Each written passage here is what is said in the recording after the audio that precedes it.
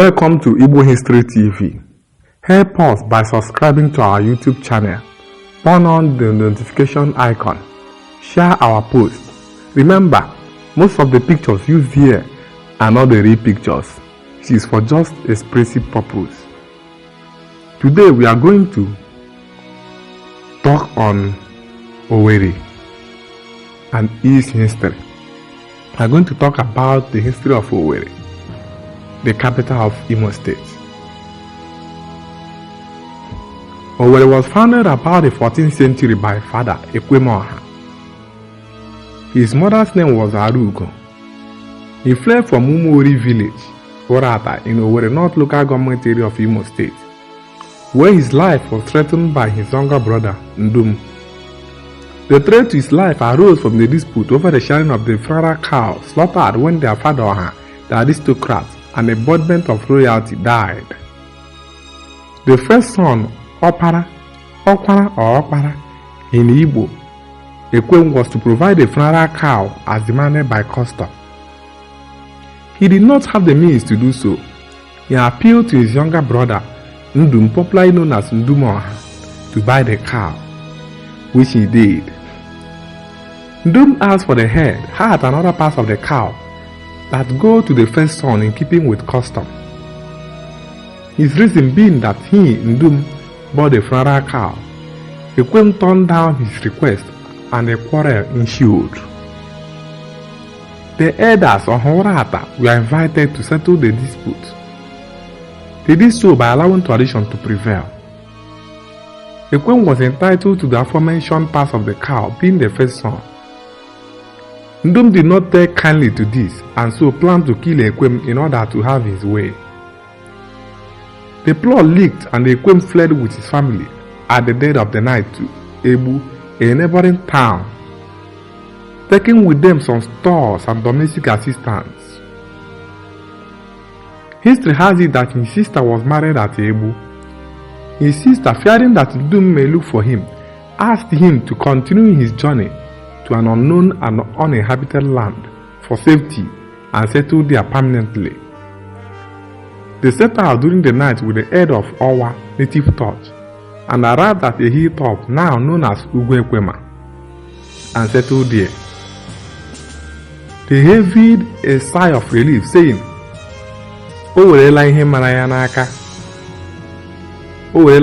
ya aka, meaning he has taken what is his right or what rightfully belonged to him. He sounded the drum as he was told by his sister to indicate his location. His sister was happy to locate him and his family. The following morning, she returned to Ebu thereafter. The morning broke and they took their first meal, roast old yam, together in a typical common fashion, not served with thanks to Chukwokikabiam for their safety. The thick forest in the area being infested with dangerous animals such as lions, leopards, tigers and snakes like pythons, vipers and cobras. The advent of the British saw the anglicizing of Owerri to Owerri, but pronounced as though it was spelled Owerri. All the neighboring towns, communities of Owerri, were founded and existed on planet Earth centuries or decades before Owerri came into existence. It is a God-given land, destiny land, being the slogan for Owerri Municipal, and has remained protected with all the people therein by the same God, Chineke. The British found them very clean people, friendly and accommodating. Hence, the choice of Owerri by the British colonial government as first divisional headquarters, later provincial headquarters, and today state capital of municipal status. It is sad to know that the so-called modern technology in converting had done to both Umuori and Otamme rivers at the creation of Imo State in 1976, when Owerri became the state capital. The fine bridges that flew across the rivers that once flowed with beauty were pulled down to give way to the culverts, which were perhaps unprofessionally constructed. The rivers are now almost stagnant and will require millions to dredge. The influence of the two rivers on the culture of Owerri people is now historical. Owerri, the annual festival or feast of Owerri indigenes, cannot be written without reference to founding of Owerri. It has been mentioned earlier that the first meal of the founding father of Owerri and his family was roast old yam, which they ate with oil bean salad at Ugwu, their ancestral home. After breakfast, on arriving and settling at Ugwu, there was the need for water for obvious reasons. They knew that the source of water was at Ebu, but we are ignorant of the course of the river, owing to the thick rainforest of the area. The communities or towns through which Otamiri flowed were also known.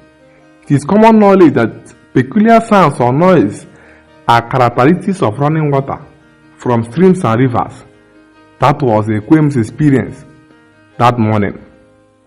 He ordered his men to use the direction of the sounds or noise to see if any could be sighted. They obeyed his wish and, by surprise, stumbled on Otamiri River close to where Emmanuel College Owerri now stands. They ran back in excitement to Ugwu and broke the news of the presence of what they described as Ogbuamama, a pleasant early morning sunrise, experience of flashing rays of the sun on the waters of Otamiri River, reminiscent of the historical account of the sighting of River Niger by the Scottish explorer Mungo Pan, glittering in the morning sun. Otamiri River sighted. Ekwem immediately commissioned his men to clear the route to the river, Ikpozo. The route cleared, after which he feasted with corn porridge. The roasting of old yams, the first meal and the corn meal entertainment developed into a cultural festival or feast, Owerri, with which indigenes commemorate the founding of Owerri. This event tells the story of the founding of Owerri and the time or period of the year Owerri was founded, viz. The old yam and corn meal, which are commonly consumed at that time of the year, the rainy season. Worthy of note is the fact that the yam is old, not new, as new yam had not yet been harvested. Therefore, Owerri is not New Yam Festival. Owerri or Orueze. Owerri is Orueze, the Eze's festival. The festival is marked by a period of the observance of peace, love, friendliness, and togetherness, devoid of bitterness, quarrels, antagonism, and physical confrontation. No weeping when death occurs during the period. No firing of cannon at the time to make up quarrels without third-party intervention, as stipulated by custom. However, Owerri is a traditional institution responsible for its conduct and yearly observance. They determine the commencement of the period by a system handed down by their ancestors. The duration of the period is equally guided by the same system. All the key events, namely the beginning of the period, the roasting of the old yam, the corn porridge entertainment, Buzo, and the day marking the end of the period are Owerri market days. The period begins in the month of June and lasts till mid-August between the roasting of old yam. Owerri and the corn porridge meal is the grand finale, characterized by a colorful procession of age-grade formations in Owerri community. Through giving rules in the old city, the civic procession assembles at Ugwu Civic Center, the civic center of Owerri community, from where it takes off and terminates at the end of the procession, where invited guests are received and made to have a feel of Owerri with traditional dances, displays, and entertainment. The first item of entertainment after breaking of kola nuts by Owerri is roast old yam.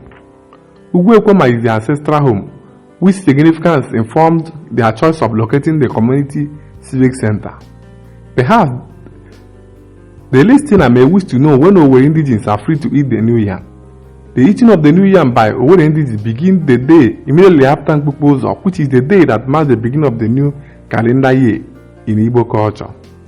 Accordingly, it is pertinent to know that Owerri people, the indigenes of the capital of Imo State, do not celebrate the new yam. When increase in population began, there was the need to expand to other fronts. The sons of Ekwem and their families moved away from their ancestral home at Ugwu to different directions within the confines of the two rivers, close to each other with their families, leading to the growth and development of the villages of Owerri, which derived their names from the sons of Ekwem. The grove of Ekwem stands prominently on the grounds of Ugwu Ekwem Civic Center. Ikenebu was the first son, followed by Onyeche. Odu and their sister Oima, hence the names of the villages are listed. Umororonjo, Amawom, children of Ikenebu, Onyeche, Odu, Oima. The villages were named after the sons and daughters of the founder. Information has it that about 8 to 10 villages emerged. Some were sacked and others migrated away to places far and near in Igbo land, east and west of the Niger, with Owerri featuring in the name of their new hometowns as Owerri in diaspora. In recent times, some persons who are not indigenous of Owerri, the state capital, and who have never written or published for public consumption any historical account of founding or origin of their hometown or communities, have become Owerologists who give unprecedented, calculated, false and hopelessly distorted account of the origin of Owerri, as though Owerri town or community which was in existence centuries before the British invasion in 1901 had no origin. Our indigenous are not by accident or birth but divine providence. Owerri is not a geographical expression. It has a local setting given by the indigenous. It is not a coming together or movement of people from different places coming together to settle in a place, or a place mixed with occupiers and intruders or invaders. It is founded through one person and his family. Prior to the early 80s of the last century, Owerri people, the indigenous of capital of Imo State, did not intermarry for the reason of one blood. Owerri people are peace-loving, very friendly. They do not discriminate against any ethnic or tribal group, and treat you in any way more affectionate than they do to their brothers and sisters. They are not criminal or violent by nature. Those who come to Owerri to work or find a source of livelihood come to stay and not to return from whence they came for their peace and security. Knowing more about Owerri. If you are in Imo State without knowing something about Owerri, the state capital, your knowledge of the state is hopelessly incomplete. The first to note, Owerri Municipal, the capital of Imo State, the advent of the British 1901, the monarchy, the last quarter of the 17th century, about 1670 to 1680, the title of the Eze of Owerri, Ozuribo, the king whose authority spans a large area of Igbo land. The first king, that is Eze Kononwa, 1690 to 1735. Eze Okori Onunwa, 1735 to 1788. Eze ihe a na-achọ Okori Onunwa, 1788 to 1845. Eze Njemanze ihe a na-achọ Okori Onunwa, Ozurigbo the First, 1845 to 1920. Eze ihe meje Njemanze, 1921 to 1931. Eze ọnwụ Ebuchinam Njemanze, 1931 to 1941. Eze Johnson Osuji Njemanze, Ozurigbo the Second, 1941 to 1965. Eze Reverend Samuel Njemanze, 1966 to 1970. Eze Reginald Angugwolo Njemanze, Ozurigbo the Third, 1970 to 1976. Eze Aloysius Anumaku Njemanze, Ozurigbo the Fourth, 1976 to 1988. Eze Emmanuel Emenyeonu Njemanze, Ozurigbo the Fifth, is now on the throne as Ozurigbo the Fifth by title. The 8th Njemanze on the throne and 11th king of Owerri was crowned on the 11th of November 1989. About 1840 to 1850, the kindreds of Ekononwa and Okori Onunwa agreed to leave the crown permanently with the Njemanze family and became the kingmakers of Owerri, who decided in Njemanze they wears the crown. The oldest man from the lineage of Akalon Okori kindred crowned the Eze of Owerri.